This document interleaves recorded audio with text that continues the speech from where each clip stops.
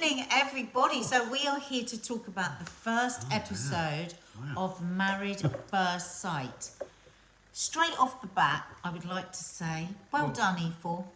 Well done, E4. But also, can I just say, right at the beginning, I don't think we've ever taken the time to talk to people about the idea of it. Could you do it? Could you marry someone at first sight? Absolutely not. I mean, it's the kind of program concept or what's it called, format that I would have looked at years ago and gone, under no set of circumstances will anyone be mad enough to do this. And yet they have thousands. So come on, who would do it? Would you go on Married at First Sight? Yes or no? Let's do a poll. Would you do? Would you go on Married at First Sight? But when I see things work and the process, I think the professionals are really good, the experts, because it's about opening yourself up to possibilities, and we all walk around. In fact, I was having this very conversation with one of our daughters today, and we were talking about, how unless you open yourself up to the possibility of being hurt, you don't open yourself up to the possibility of being joyful. Right. And so it's a kind of safe place to open up to the possibility of finding something. On that note... Zoe says it might be my only option these days. Well, Zoe, I think you should do it. But I there's one thing, and I know this is more jumping towards the end of the programme, but that's me with my ADHD brain.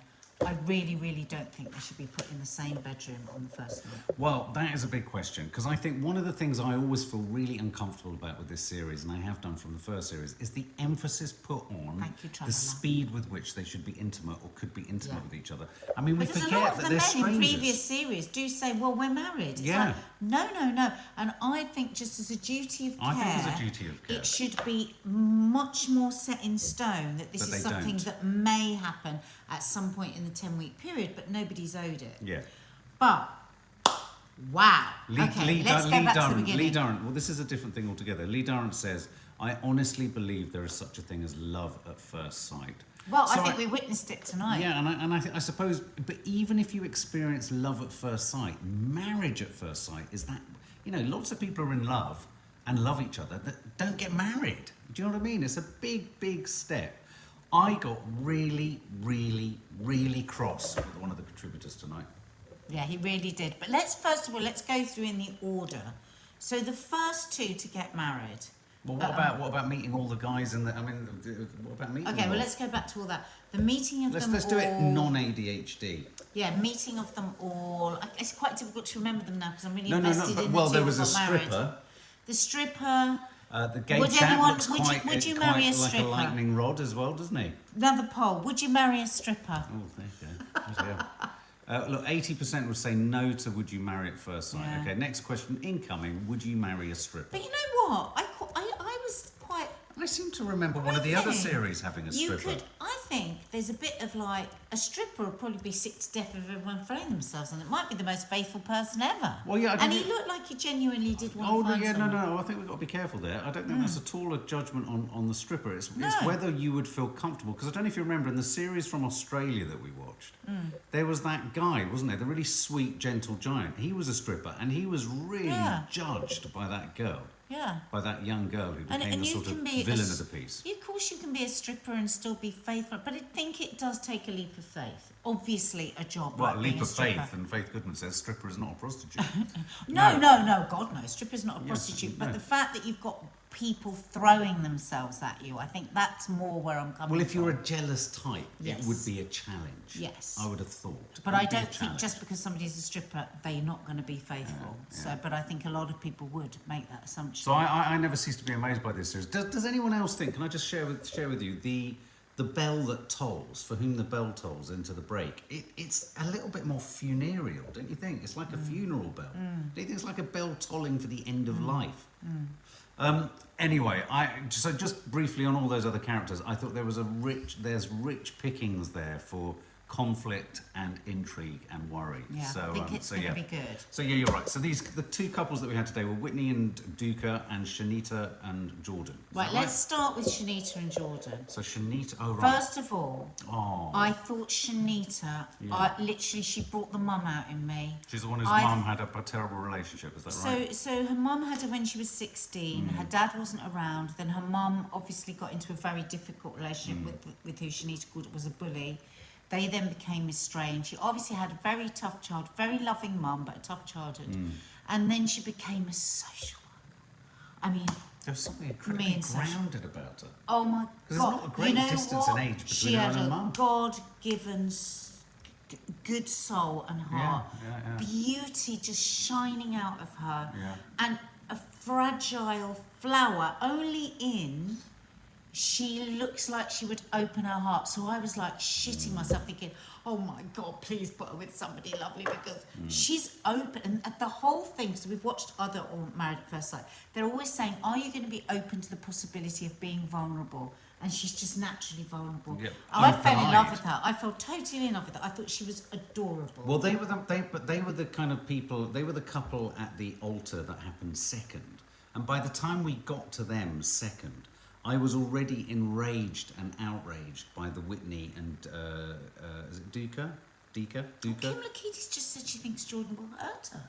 Jordan will hurt her. Do you? Well, not literally. I mean, let her down. Of course. Well, no. I mean, because Jordan did say himself that he was a bit of a gadabout, didn't he? I mean, he's going to have to change his ways. He needs to kind of. No, but he didn't say he was unfaithful. He said he's playful. Yeah, he's playful. Exactly. Well, and we saw footage of him being extraordinarily playful. Yeah, but I don't think he is. I thought they met each other beautifully. We were oohing and ahhing all the way through their story and their marriage and everything. I cried. She did. Because I could see the enormous possibility, and I just wanted to scream to so many people out there, don't look for the bad boy.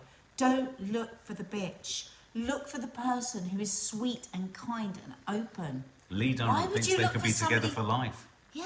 Don't look for somebody that frightens you and worries you. Why do people get so addicted to that? But can I just say, in their altar moment, there was an example of what Whitney so failed to do. Okay, so look, this show is predicated on the fact that we're all waiting, aren't we, to see the look on their face and hope, secretly, it's horrible, isn't it, that something awful is going to happen at the altar. But then when you get to the altar, I'm so nervous for both of them that I don't want anything awful to happen. But Whitney, the way Whitney treated Duca, I thought was personally unforgivable. Right, now, when Whitney first arrived, what do you think, I really didn't like her. I didn't like for her behaviour. When she talked about losing her mum, you know what I see? I see a lot of bravado on the outside. I think inside she's actually very vulnerable. Now, her treatment of him was disgusting.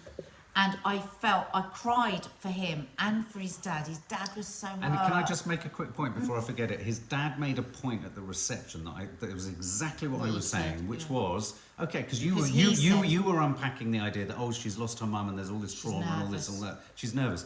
But like the dad said, and this is what I said, they were both in a shared experience, experiencing the same scenario of meeting a complete stranger. He wasn't horrible and rude. She didn't need to be horrible and rude. She can still share her nervousness and doubts and everything without making him feel like an absolute idiot. Absolutely, and I agree with all of that. But one thing I've learned getting older is I just now wait a bit, because so often I'm quite quick to judge. But they want quick responses, don't they? Yeah, so like we were definitely, oh my God, that's disgusting, and all our heart was with Duca and his dad and everything. But just another part of me is going, imagine if he does crack through this massive wall that she's put up. She said she puts the wall up straight away. Her mum went to work one day and didn't come back. Duca's mum didn't go to the wedding. I didn't realise that. Yeah. She's terrified of feeling something. But, I mean, every single alarm bell went off for me when she was saying, I need a mountain of man. I can't have one patch for the beard. A mountain of a man. It was like, what all of that was saying to me was that she wanted whether I'm right on this or not, I don't know. But what I heard was, I want a real alpha male. Natasha Tiramos, just because one has abandonment issues doesn't justify being rude and horrible. I have a massive fear of loss, but I would never treat anyone like that. Can I also say, she needed to have a pen and paper and jot down Duca's name rather than going to the honeymoon suite. We've disputed whether they should go to a honeymoon suite, but rather than going to a place together and still saying to him, "I don't know what your name is." But also, it was her trying to push him away. What she asked for was a pure beast of a man, alpha man. That's what she asked for, right? Yeah, so she can treat them like this. Yes. Right. Now, all he's done is meet her with kindness. He's met her with kindness. He's met her with kindness. He's met her with kindness. Let's see. You never know. Oh, I absolutely think the narrative arc they're sowing here, we're going to see a huge change. You can already hear the wedding bells of change, because there has to be change. I thought he was great. I thought he took her up to the top, and when he said, "I've got to know you more right now than the whole evening," and she opened up, I thought that was really meaningful. So I think we're going to see lots there. I think she was on the edge of tears all the time. Yeah, isn't it funny though how some people when she turn? went, it's just so shit. Her mum died. She actually broke my heart with that. I think a lot of the time through the wedding, she actually wanted to cry. Yeah. Really cried. Yeah. I think she felt desperate. I think she felt sad. I think she didn't like his height. His beard wasn't thick enough. She shouldn't have been there. She was all of this, and I think she just didn't know what the hell. I panic-stricken. I thought she was going to run. I thought she was actually going to walk away and say no. She was that averse to it. But can we also say that, by contrast, one of the loveliest moments was when Jordan was talking about his nan. Oh, no. And he had the photograph and he broke down. And you saw Jordan's mum's relief when she saw how Shanita got up to look after him. And Shanita's a rescuer, isn't she? I mean, she's a social worker. Lovely. Her mum was in a horrible relationship with a horrible bully. Yeah. She has got that kind of, so often a rescuer is said in a derogatory term, but often they're just very kind and caring people. Natasha's got some really good, Natasha's got really good analysis here of what's going on with, sorry, I keep forgetting all their names, Whitney. Interestingly, what she asked for was also about protection. She wants a big man to protect her. A big man is less risky in the sense that he'll be able to fend for himself, less risk of losing him. Interesting. She's complex, that one. She's very complex. She's probably really happy at the thought of everyone going, she's a cow, she's this, she's that, because that's what she wants. Yeah. Keep everybody around. It's terrible though, isn't it, when you go into this series, as we kind of sum up, you're sort of going into this series already looking for those that are going to be the villains. The ones that are going to break the rules. Because there is that... Because the format is at its best when the format is broken. It's car crash. Come on, let's admit it. I mean, we're not all sitting here in a totally spiritual way, are we, watching this? No, we're not namasteing. We are fascinated by the human condition. What makes people tick? What makes relationships work or not work? Yeah. It's just a feast on humanity. That's what it is. Gee, you couldn't have put it better myself.